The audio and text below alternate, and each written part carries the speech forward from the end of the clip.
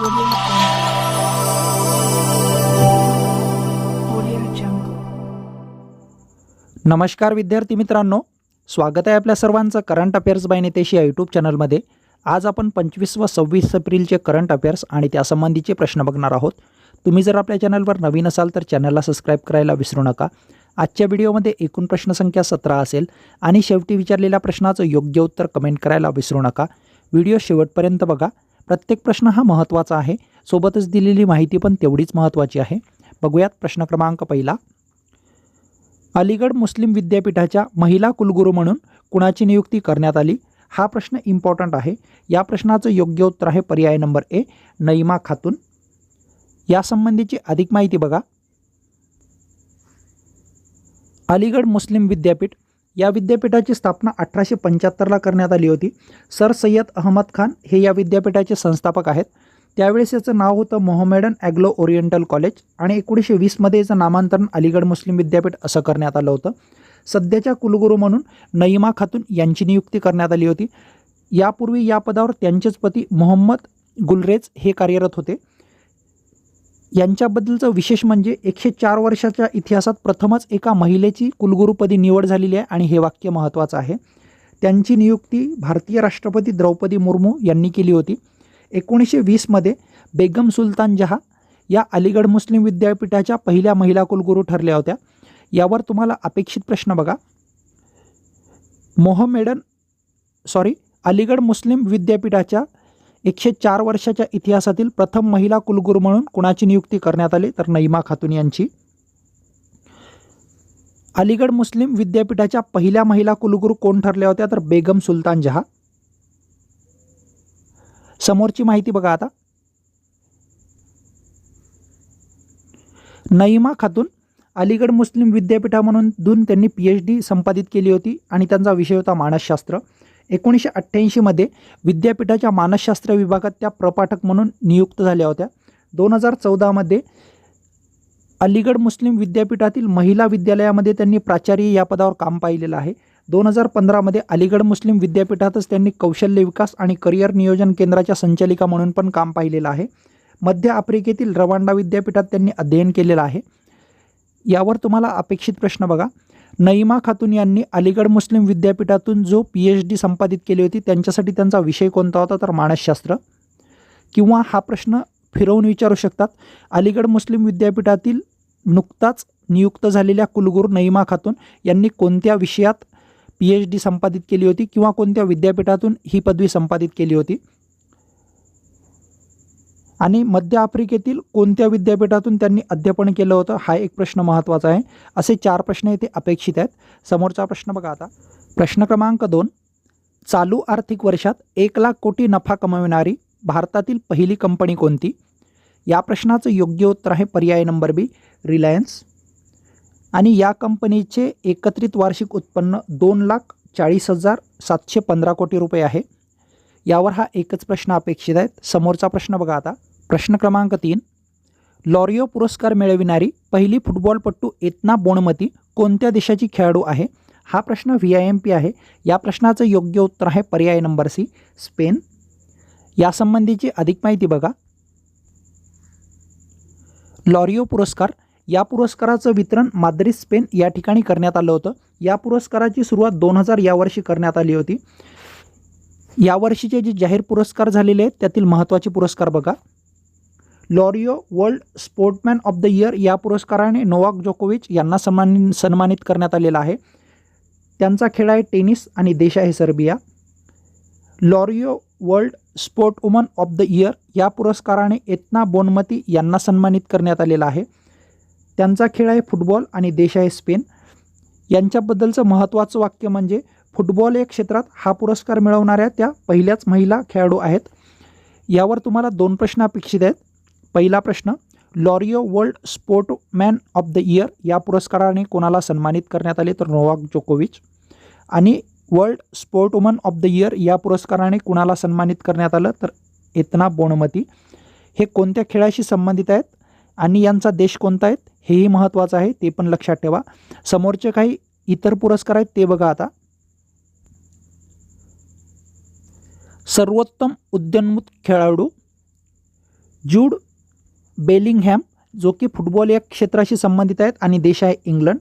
सर्वोत्तम आंतरराष्ट्रीय पुनरागमन हा पुरस्कार मिळालेला आहे सिलोन बाइल्स जे की जिम्नॅस्ट या खेळाशी संबंधित आहेत आणि देश आहे अमेरिका. स्पोर्ट फॉर गुड पुरस्कार हा मिळालेला आहे राफेल नदाल फाउंडेशनला. सर्वोत्तम दिव्यांग खेळाडू DA डेडी ग्रूट यांना हा पुरस्कार मिळालेला आहे. ते दिव्यांग टेनिसपटू आहेत आणि त्यांचा देश आहे नेदरलँड. आणि सर्वोत्तम ॲक्शन क्रीडापटूचा पुरस्कार भेटलेला आहे एरिसा ट्रो जे की स्केटिंग या खेळाशी संबंधित आहेत आणि देश आहे ऑस्ट्रेलिया. हे पुरस्कार पण तेवढेच महत्त्वाचे आहेत. हे पुरस्कार पण तुम्ही लक्षात ठेवा. समोरचा प्रश्न बघा आता. प्रश्न क्रमांक 4. डॅश राज्यातील सरकार पुरस्कृत आणि अनुदानित शाळांमधील 2016 भरती प्रक्रिया रद्दबातल ठरवण्याचा निर्णय उच्च न्यायालयाने दिला आहे. या प्रश्नाचं योग्य उत्तर आहे पर्याय नंबर डी पश्चिम बंगाल. यासंबंधीची अधिक माहिती बघा. पश्चिम बंगाल सरकार पुरस्कृत आणि अनुदानित शाळांमधील 2016 भरती प्रक्रिया रद्दबातल ठरवण्याचा निर्णय हा निर्णय कलकत्ता उच्च न्यायालयाने दिलेला आहे. आणि जे खंडपीठ होतं ते खंडपीठ 2 सदस्यीय होतं. ते कोण होते व्यक्ती बघा. देबांशू बसक आणि मोहम्मद शब्बर. दिनांक 22 एप्रिल 2024 रोजी त्यांनी हा निर्णय दिला होता. राज्यातील 25,754 शिक्षकांची ही भरती होती आणि ती भरती प्रक्रिया त्यांनी रद्द ठरवली आहे. आणि त्यांनी अजून एक महत्त्वाचा निर्णय दिला की आत्तापर्यंत जे घेतलेले वेतन आहे ते वेतन 12% व्याजदरासह परत करण्याचे निर्देश देण्यात आलेले आहे. समोरचा प्रश्न बघा. प्रश्न क्रमांक 5. खालीलपैकी कोणत्या देशात पहिली इंद्रधनुष्य पर्यटन परिषद आयोजित करण्यात आली. हा प्रश्न इम्पॉर्टंट आहे. या प्रश्नाचं योग्य उत्तर आहे पर्याय नंबर ए नेपाळ या देशामध्ये. यासंबंधीची अधिक माहिती बघा. पहिली इंद्रधनुष्य पर्यटन परिषद ठिकाण आहे नेपाळ. एप्रिल 2024 या परिषदेचं आयोजन करण्यात आलं होतं. याचं उद्दिष्ट महत्त्वाचं आहे नेपाळला LGBT अनुकूल पर्यटन स्थळ म्हणून स्थान देणे. समोरचा प्रश्न बघा आता. IPL मध्ये 200 बळी घेणारा जगातील पहिला गोलंदाज कोणता. हा प्रश्न इम्पॉर्टंट आहे. या प्रश्नाचं योग्य उत्तर आहे पर्याय नंबर बी युजवेंद्र चहल. यासंबंधीची अधिक माहिती बघा. IPL मध्ये 200 बळी घेणारा जगातील पहिला गोलंदाज नाव आहे युजवेंद्र चहल. संघ आहे राजस्थान रॉयल्स आणि त्यांनी 153 सामन्यामध्ये 200 बळी घेण्याचा विक्रम केलेला आहे. त्यांचा 200वा बळी हा मोहम्मद नबी ठरलेला आहे जो की MIचा प्लेअर आहे मुंबई इंडियन्सचा. IPL 2024च्या 38व्या सामन्यामध्ये त्यांनी हा विक्रम केलेला आहे. यांच्यावर अपेक्षित प्रश्न बघा. IPL मध्ये 200 बळी घेणारा जगातील पहिला गोलंदाज कोणता. युजवेंद्र चहल. त्यांचा संघ लक्षात ठेवा राजस्थान रॉयल्स आणि त्यांनी कोणाची विकेट घेतली होती 200वी तर ते नाव लक्षात ठेवा मोहम्मद नबी. समोरचा प्रश्न बघा आता. प्रश्न क्रमांक 7. इंडोनेशियामध्ये संयुक्त राष्ट्राच्या निवासी समन्वयक म्हणून कुणाची नियुक्ती करण्यात आली. या प्रश्नाचं योग्य उत्तर आहे पर्याय नंबर सी गीता सबरवाल. संयुक्त राष्ट्राचे सरचिटणीस अँटोनियो गुतेरेस यांनी त्यांची नियुक्ती केलेली आहे. समोरचा प्रश्न बघा. प्रश्न क्रमांक 8. 2023-24 या आर्थिक वर्षात $3 अब्ज इलेक्ट्रॉनिक्स निर्यातीत महाराष्ट्राचा देशात कितवा क्रमांक लागतो. या प्रश्नाचं योग्य उत्तर आहे पर्याय नंबर डी 4था क्रमांक. यासंबंधीची अधिक माहिती बघा. 2023-24 आर्थिक वर्षात इलेक्ट्रॉनिक्स निर्यातीत अव्वल राज्य बघा. 1 नंबरला आहे तामिळनाडू आणि देशात होणाऱ्या एकूण इलेक्ट्रॉनिक्स निर्यातीत तामिळनाडूचा वाटा आहे 33%. त्यांची निर्यात आहे 9.56 अब्ज अमेरिकन डॉलर. 2 नंबरला कर्नाटकाचा क्रमांक लागतो. 16% वाटा आहे त्यांचा आणि निर्यात आहे 4.6 अब्ज dollar. 3 number Uttar Pradesh. 4 number महाराष्ट्राचा क्रमांक लागतो. महाराष्ट्राचा देशाच्या निर्यातीत एकूण वाटा आहे 10.62% आणि निर्यात आहे 3 अब्ज अमेरिकन डॉलर. आणि 5 नंबरला गुजरातचा क्रमांक लागतो. यावर तुम्हाला 2 प्रश्न अपेक्षित आहेत. 2023-24 या आर्थिक वर्षात इलेक्ट्रॉनिक्स निर्यातीत देशात अव्वल राज्य कोणते तर तामिळनाडू. तामिळनाडूचा एकूण देशात किती टक्के वाटा आहे आणि त्यांची निर्यात किती आहे हे पण लक्षात ठेवा. आणि दुसरा प्रश्न म्हणजे 2023-24 या आर्थिक वर्षात इलेक्ट्रॉनिक्स निर्यातीत महाराष्ट्राचा वाटा किती आहे किंवा कितवा क्रमांक आहे किंवा महाराष्ट्राची निर्यात किती आहे. हे तिन्ही गोष्टी महत्त्वाच्या आहेत. तुम्हाला 2च ठिकाणचे आकडे पाठ ठेवायचे आहेत. एक म्हणजे तामिळनाडूचे आणि दुसरं म्हणजे महाराष्ट्राचे. बाकीचे कर्नाटक, उत्तर प्रदेश आणि गुजरातची आकडेवारी तेवढी पाठ ठेवली नाही तरी हरकत नाही. समोरचा प्रश्न बघा. प्रश्न क्रमांक 9. भारतातील सर्वात हलके बुलेट प्रूफ जॅकेट कोणामार्फत तयार करण्यात आले. हा प्रश्न इम्पॉर्टंट आहे. या प्रश्नाचं योग्य उत्तर आहे पर्याय नंबर ए, DRDO. यासंबंधीची अधिक माहिती बघा. भारतातील सर्वात हलके बुलेट प्रूफ जॅकेट हे तयार केलेलं आहे संरक्षण संशोधन आणि विकास संस्था म्हणजेच DRDOने. याची निर्मिती बघा कोणी केलेली आहे. पॉलिमर बँकिंग आणि मोनोलिथिक सिरॅमिक प्लेट या दोघांनी मिळून याची निर्मिती केलेली आहे. समोरचा प्रश्न बघा आता. प्रश्न क्रमांक 10. नुकताच कुणाची भारतीय कुस्ती संघटनेच्या ॲथलीट्स कमिशनच्या अध्यक्षतेपदी निवड करण्यात आली? या प्रश्नाचं योग्य उत्तर आहे पर्याय नंबर बी, नरसिंग यादव. समोरचा प्रश्न बघा. प्रश्न क्रमांक 11. 2024 लोकसभा निवडणुकीतील सर्वात श्रीमंत उमेदवार कोण आहेत?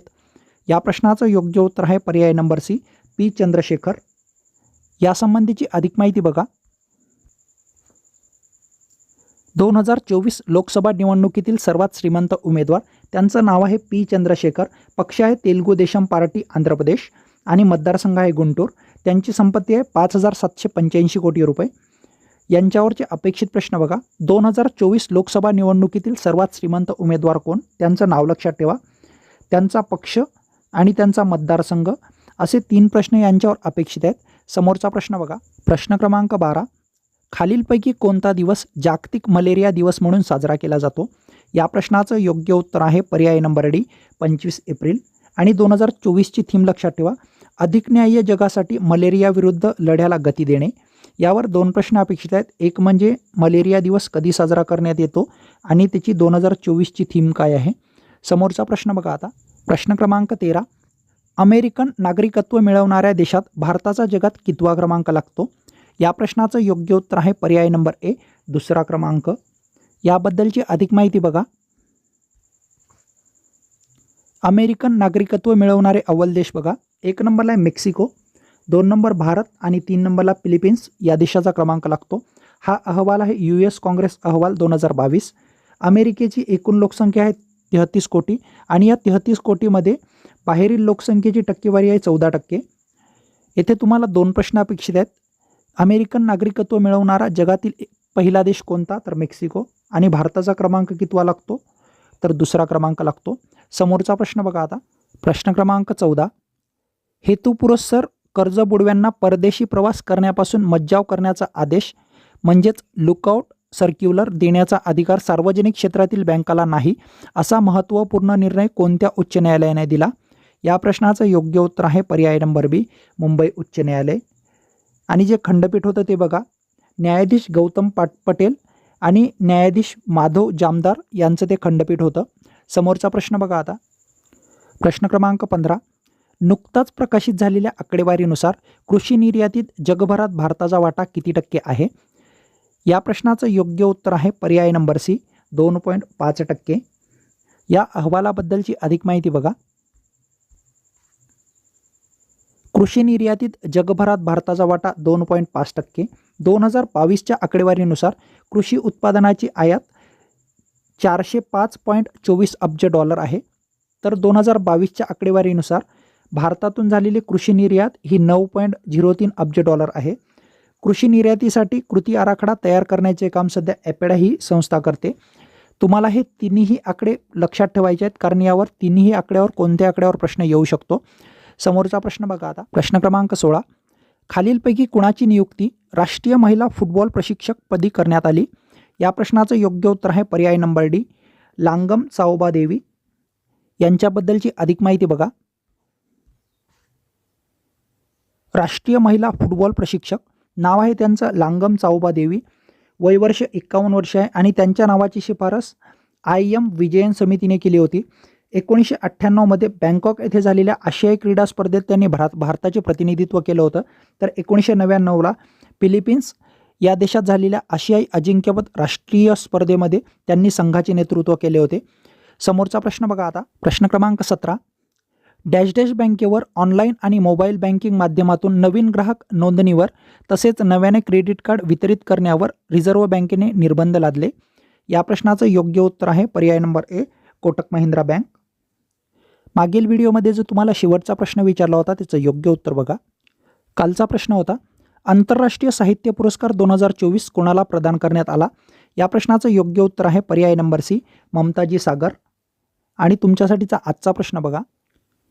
तुमच्यासाठीचा आजचा प्रश्न, 4 दिवसाचा आठवडा जाहीर करणारा आशिया खंडातील पहिला देश कोणता? या प्रश्नाचं योग्य उत्तर कमेंट करायला विसरू नका. व्हिडिओ आवडल्यास व्हिडिओला लाईक करा. चॅनलवर नवीन असाल तर चॅनलला सबस्क्राईबही करू शकता. भेटूयात पुढच्या वेळेस एका नवीन व्हिडिओसह. धन्यवाद.